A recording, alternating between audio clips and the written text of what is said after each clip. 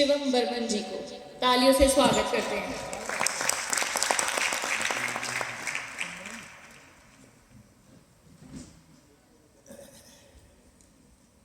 मैं राम सिंह जी से निवेदन करती हूँ, आप इनका पटका पहनाकर स्वागत कीजिए।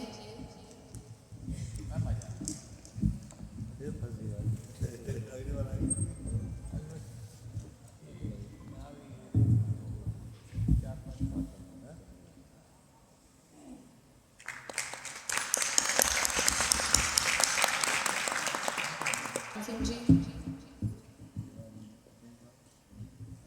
हेलो, सर्वप्रथम स्वर्गीय अधिष्ठात्री देवी मां शारदे को नमन करता हूँ। कार्यक्रम में उपस्थित डीआईजी साहब, जनरल साहब की उपस्थिति को प्रणाम करता हूँ। दादा राम बालक जी की उपस्थिति को प्रणाम करता हूँ। आप सभी ने मुझे यहाँ तक प्रस्तुति करने का सौभाग्य प्रदान किया, उसके लिए धन्यवाद। अपना कामपाठ प्रारंभ करने से पहले चाहूंगा कि भारत की संप्रभुत्व अखंडता को स्थापित करने वाले नारे पे आप सभी सहयोग दें। भारत माता की वंदे, बोलो जय श्री राम। आदरणीयों, आपको पता होगा कि भारत माता की जय ना बोलने पे कुछ लोगों ने बड़ी टिप्पणी की कि नहीं नहीं हम भारत माता की जय नहीं बोले। और चोटों से कहना चाहता हूं कि अंबर की काली घटाएं एक तरफा छाट दी जाएंगी। जो भारत में रहकर भारत माता की जय ना कहे वो जिह्वा काट दी जाएगी।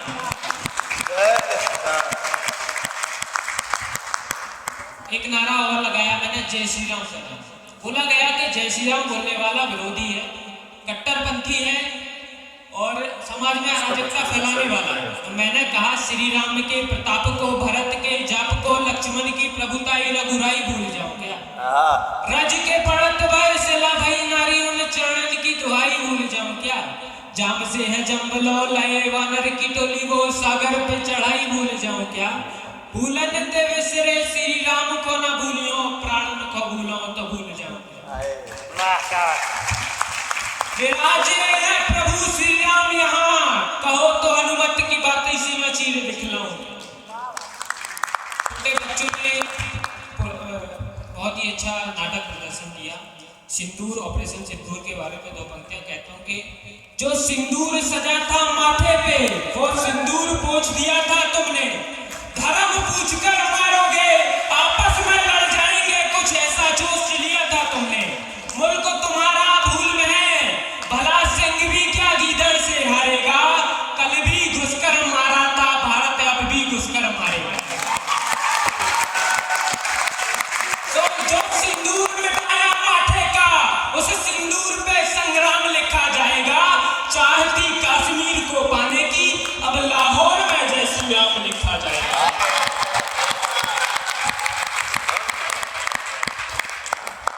अयोध्या में श्री राम, हमारे रामलला जी की स्थापना हुई, राम मंदिर बना। उस पे दो पंक्तियां निवेदित करता हूं आप सभी को कि तंबू में थे रामलला, सत्ता के परवाने मस्ती में झूम रहे थे। राम न थे ऐसा कहने वाले संसद में घूम रहे थे। चीखे दबाई लहू उछाला, का सेवकों की छाती पे लोहा दागा। बच्चे बूढ़े माताओं समेत 120 करोड़ हिंदुओं की भावनाओं को छल डाला। अयोध्या में थी हनुमान गढ़ी, बदलकर खून गली में बदल डाला। रात सवेर सरकार गिरी, देश की कमान खुद को चौकीदार कहने वाले राजा ने संभाली। धर्म सनातन सहित देश की आन बचा ली। आस्था संकलन का मान बढ़ाया है हमने, मंदिर बना वही बाबर की छाती पे भगवा लहराया है। ये लड़ाई आम लड़ाई नहीं थी आदरणीय, बहुत बड़ी लड़ाई थी। 500 वर्षों का जतन था, जो 500 वर्षों का जतन था। और जो लोग कहते हैं कि राम सत्ता आने के बाद राम मंदिर तोड़ देंगे, सत्ता आने तो राम मंदिर तोड़ दिया जाएगा। उनसे कहना चाहता हूं कि अमृतपान देवताओं ने किया, स्वयं महाकाल ने विष पिया है। इस धरा पर जन्मे हैं वीर तो गद्दारों ने भी जन्म लिया है। दर्पण की तरह साफ दिखाई पड़ती है किन्हीं आंखों में मुझे गद्दारी। राम मंदिर हमारा 500 वर्षों के जतनों के बाद बना। कहते हैं सत्ता आने तैयारी, क्या देखकर राम लला का उपास इन आंखों में अंगार नहीं उतर आएगा? फिर लहू बहे चाहे जितना, स्वाभिमान तो नहीं जाएगा। क्या बात है।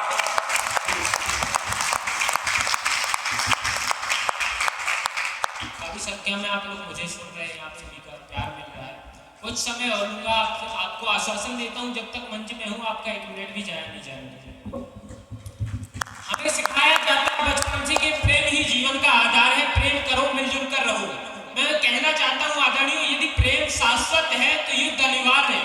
बच्चों को, संतानों को यह भी सिखाइए युद्ध की आवश्यकता है। आज फिर लहू ऊंचे स्वरों में बोलेगा, कायर के भीतर भी साहस डोलेगा। नवनीत यौवन की भांति बूढ़ी काया भी रक्त बहाएगी। जाएंगे प्राण बेशक किंतु आन ना जाने पाएगी। उठो मत वालो, लगाओ धार तलवारों में, सामने तुम्हारे युद्ध है। जिनकी निगाहों में तुम्हारी माँ बहन महज खिलौना है, ये संग्राम उनके विरुद्ध है। बोले नगाड़े सब बज गए, कर विजयी तिलक योद्धा सारे राजाने को सज गए। गज गज को अश्व अश्व को चिंगाड़ रहा, रथ पे बैठा योद्धा शत्रु को ललकार रहा। नीति अनीति भयभाव उनका नाबोध दिखाई देता है। जब होता सम्मुख शत्रु, खड़ग चलती है चपलासी और नेत्रों में प्रतिशोध दिखाई देता है। क्या बात है। ललाट है, रक्त का प्रकाट है, धीरों की राह पे, तीरों के प्रवाह पे। अश्व है जो सिंह की भांति हुंकार दे रहा, शीश है जो भिन्न है धड़ से, वो भी शत्रु को ललकार दे रहा। नीतियों का बोध है, नेत्रों में प्रतिशोध है, समन्वय की आग है, परिजनों का त्याग है। युद्ध ही संगीत है, युद्ध ही अनुराग है।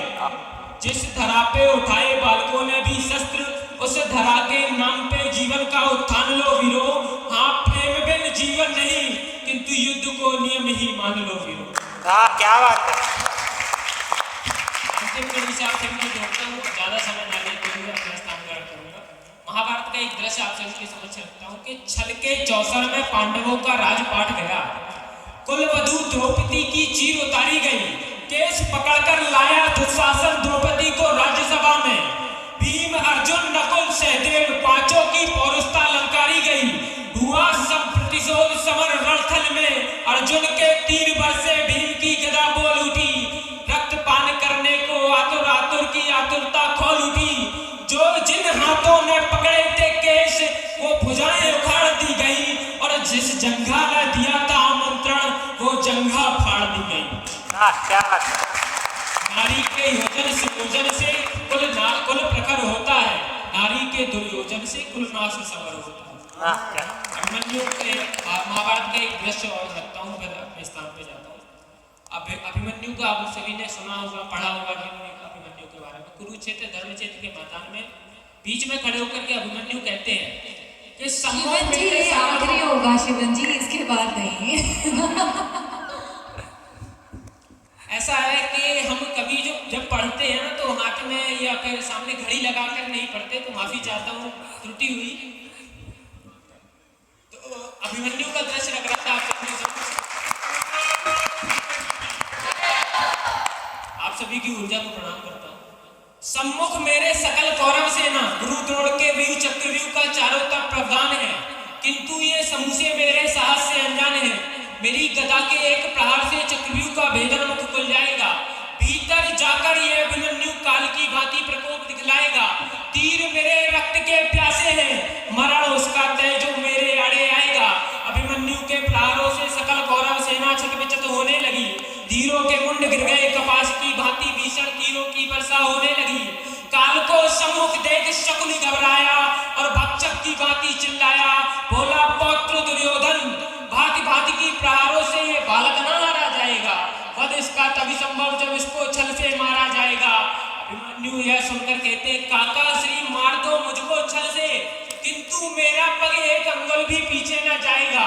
ये अर्जुन पौत्र अभिमन्यु रहे ना रहे, किंतु इतिहास में सदा विजय कहता है।